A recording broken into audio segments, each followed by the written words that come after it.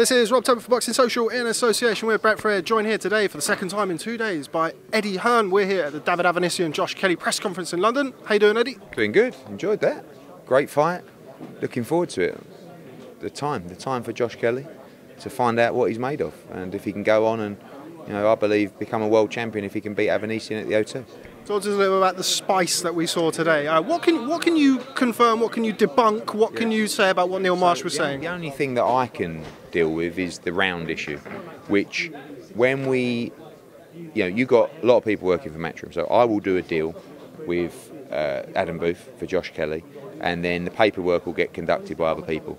Basically, every WBA fight that Josh Kelley had been in was 10 rounds. It generally is, to be honest with you, unless it's a world title eliminator. And they presumed, and rightly so, that this fight was going to be 10 rounds. When the WBA form come through, the bout agreement that both guys have to sign, one was sent to Avanesyan and it said 12 rounds on it. So as far as he was concerned, the fight was 12 rounds. As far as Kelley was concerned, the fight was 10 rounds. And when we got to the weigh-in and the WBA guy says 12 rounds, all of a sudden, Adam says to me, but it's 10. I said, no, it is 10. Then I went away and said to those guys, I'm sorry, it's 10. Oh, you want to cut rounds up? So I'll take the responsibility for that one. Do you know what I mean? But also, he's wanted to fight for a long time. That fight was going to be rescheduled. And I do think there was a little bit of, from Adam saying, no, go, you've been calling us out on social media. So we'll go to Madison Square Garden and we'll fight Ray Robinson. It was a very tough fight. Ray Robinson was an underrated fight for Josh Kelley. He went there, Madison Square Garden, to fight an American with 3 American judges, and he got a draw. Could have gone either way.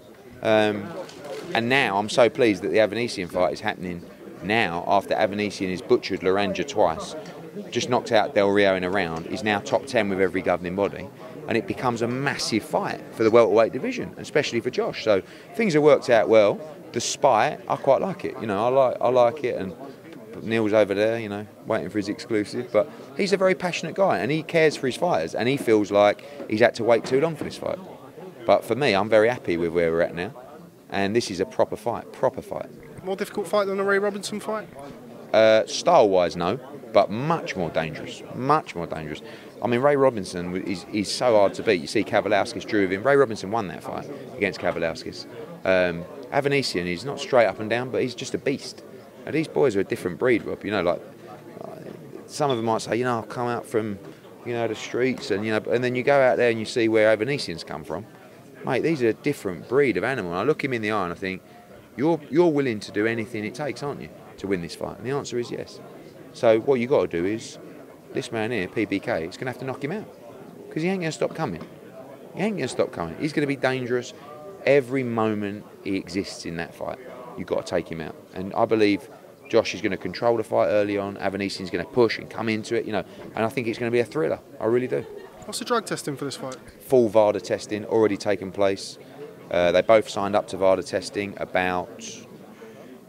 was on January the 2nd. So they've been tested for a long time. It's like 12 weeks. More.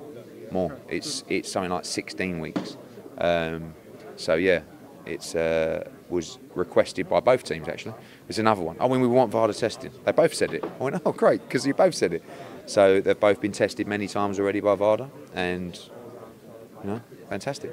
And that's the additional testing that me and you have spoken about on occasion, just to clear that. This is the one we have to pay 25 grand for, or whatever it is, unfortunately. Beyond the UCAD testing, beyond the WBC random testing, which both guys have also signed up for. So, can't do any more. Excellent. Rest of the card, obviously we're still waiting on an announcement for Josh Buatsi. Obviously had to pull out of his fight with Blake Caporetto. Is it going to be a Caporetto type opponent, or maybe somebody slightly below that? To be honest, we had a great meeting with Josh last week, just agreed a 4-fight plan and extension to his deal with us, where we want to use that period to get into the World Championship shots. So really frustrating that Caporetto fight fell through, because Josh had trained for 7 weeks. He was injured, he had a chest virus, he couldn't train. And he didn't really want to pull out the fight, but he did. And actually, after that, normally you find that as the fight goes, people are thinking, oh, maybe I should have boxed. He was really ill for weeks after that fight. So it's taken him a long time. He's only just got back into camp now.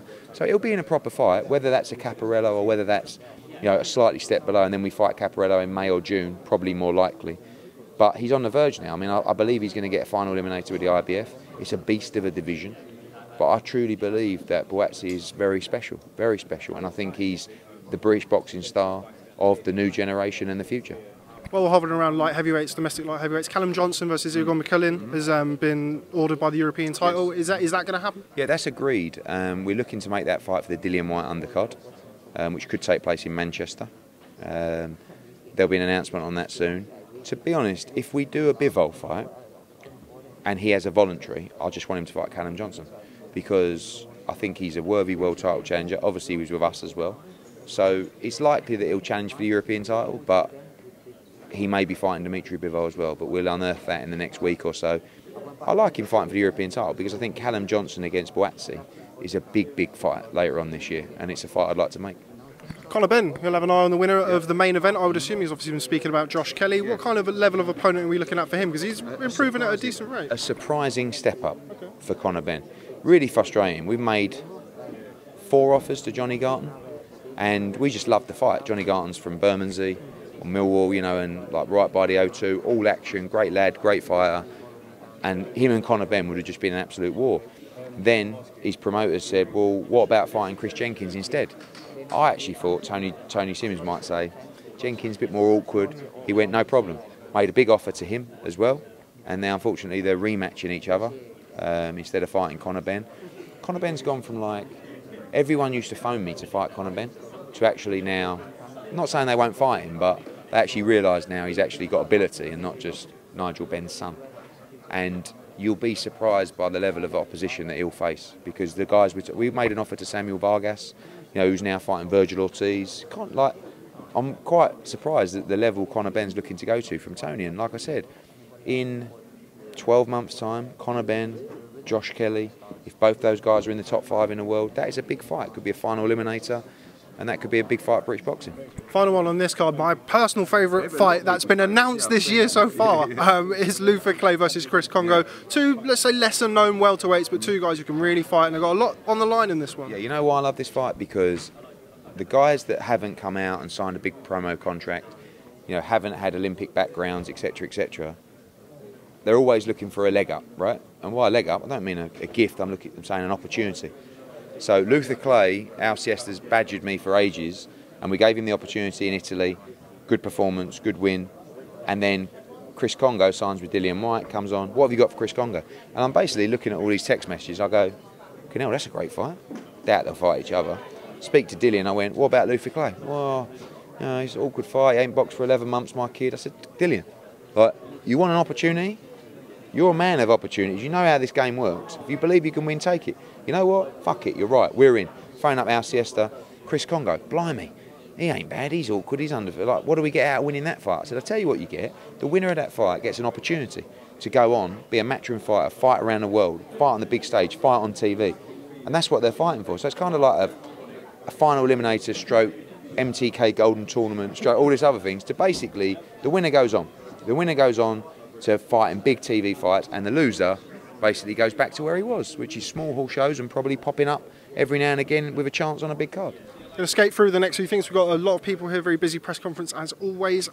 Yesterday, last night, Joe Gallagher, Dan Raphael, Oscar De La Hoya, there was all sorts being thrown around on Twitter. What can you confirm to me? Have offers been made to Billy Joe Saunders and Callum Smith? Have they been rejected? Do you expect further negotiations? Both fighters have received offers for that fight, an initial offer that was rejected, that, you know, in our opinion, particularly the fighters' opinions, wasn't good enough. And it's not a case of, oh, I can't believe they've not taken this opportunity, oh, they're idiots. You know, there is a market rate for fighting Canelo Alvarez, unfortunately for Golden Boy, and it has been inflated in the last 12 months, but we're not even asking for that market rate. You know, Callum Smith is a WBA world champion, WBC diamond, and a Ring Magazine champion. He believes he has a lot of value in this fight. He's correct. So with Billy Joe Saunders, world champion, undefeated.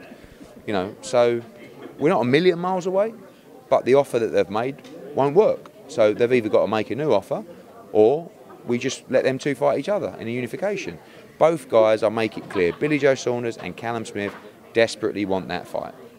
And like I said, not a million miles away, negotiations ongoing, and I do believe one of them will get it. Joe Gallagher said he hadn't received an offer at all. He said that Dan Raphael was lying.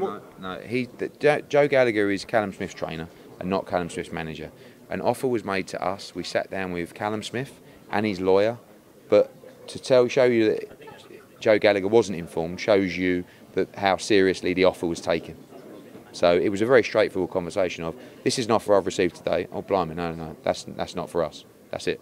So no extensive negotiations, but yes, there was an offer to Callum Smith. Recently we've had Storm Ciara, we've got Storm Dennis, we've recently been warned about Storm Mahmood. Yes. Mr. Manuel Charr has put the heavyweight division on blast. Has he? Dillian Whyte and Anthony Joshua in his crosshairs. Is that just Manuel Charr being Manuel Charr, or are they realistic? I haven't seen it, but I do owe him a phone call actually. So yeah, I'll speak to him, but he hasn't boxed for a long time. What, not you? No, not me. Yeah, I know. Manuel Charr. Manuel Charr.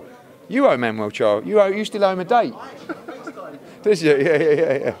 So, he's not on the immediate radar, but he is WBA regular champion, and he's obviously looking for a big fight and a few quid.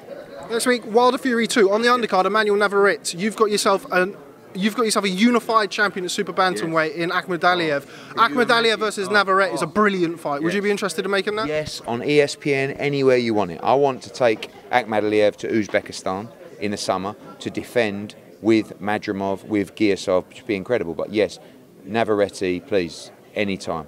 Ahmed Aliev is ready to fight anybody. Bigger fight, Wilder Fury 2, Joshua Ruiz 2. In terms of money generated, I mean, what money generated? Not even close. Joshua Ruiz by a country mile. But listen, Wilder Fury, great fight. You said in an interview that you did with a friend of mine, Boxing News TV, that somebody told you something that made you change your mind on the fight, Wilder Fury. Who told you what? I'm not telling you. It's not like a big conspiracy. It's just something that made me think, don't like that. So, private conversation. You shouldn't have mentioned it then, should you? Wilder Fury 2, how many buys? Where? UK? US and UK. US, you'll be told, 1 million buys. What it will be, 500, 600. UK, 200, something like that. I think the first fight did 200. This is a much bigger fight, but it is 5 o'clock in the morning, you know. And the problem is with the overnight fights is, if you're a fight fan, you can wake up now and 20 minutes after the event, you can watch the fight anywhere. This is a problem with illegal streams and stuff like that. So, but with an overnight fight, it's even worse because you're thinking to yourself, fight's at 5 a.m. I'll wake up at 8 or 9 and I'll just go to my handset. I'll see all the knockouts. I'll see all the action. But it is a fight, you know, that you'd stay up for. But I think a lot of people these days, because they can watch the fight when they woke up, will just say, I'll watch it when I wake up. But do those numbers equate to a success?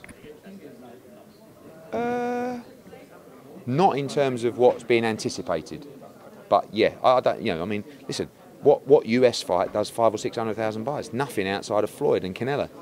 You know, look at all the other ones. They've been doing 200s, 250s. So yeah, that would be a success. The first fight did what, 200, 250? So this would be double. That has to be a success. Okay, Eddie Hearn, thanks very much for speaking to Boxing Social. Cheers, mate.